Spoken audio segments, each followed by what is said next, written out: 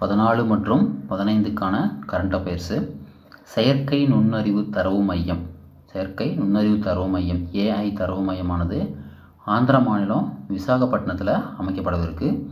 சுமார் 1.33 லட்சம் கோடி செலவில் இந்த ஏஐ தரவு மையத்தை ஆந்திர மாநிலத்தில் அமைக்க போகிறாங்க.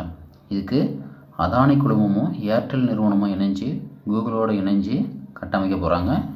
இந்த நிறுவனம் அமைச்சிச்சு அப்படின்னா சுமார் 30,000 பேருக்கு வேலை கிடைக்கும். 30,000 பேருக்கு இந்த நிறுவனத்தினால வேலை வாய்ப்பு ஏற்படும். இந்தியா உலக அளவில் வளர்ந்து வரும் சக்தியாக இந்தியா இருக்குது அப்படின்னு யார் சொன்னாங்க அப்படின்னா கியர் ஸ்டாமர் அப்படிங்கிற பிரிட்டன் பிரதமரான கியர் ஸ்டாமர் தான் உலக அரங்கில் வளரும் சக்தியாக இந்தியா உள்ளது அப்படின்னு சொல்லியிருப்பாங்க.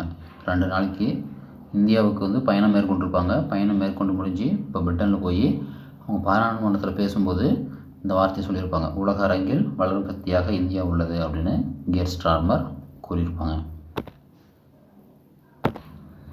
Third current affairs.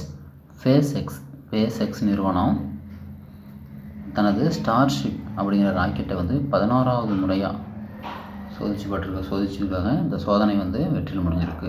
Space X நிறுவனத்தோட ஸ்டார்ஷிப் ராக்கெட்டு 16வது முறையான சோதனை 14வது முறையான சாதனை வெற்றி பெற்றிருக்கு. 4வது விமானம் தாங்கி கப்பலை கட்டும் நாடு சைனா தான் 4th விமானம் தாங்கி கப்பலை கட்டுற பணியில் ஈடுபட்டிருக்காங்க சைனா.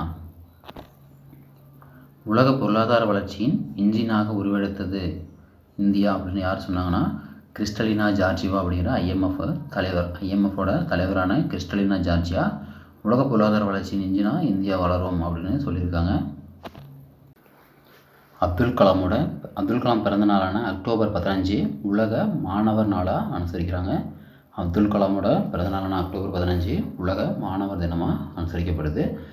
இது 2010 ஐநா அமைப்பு தான் 2010 இந்நாள் தேர்வு செஞ்சு உலக மாணவர் நாளாக அறிவிச்சது. அடுத்து கரண்ட் அஃபேர்ஸு.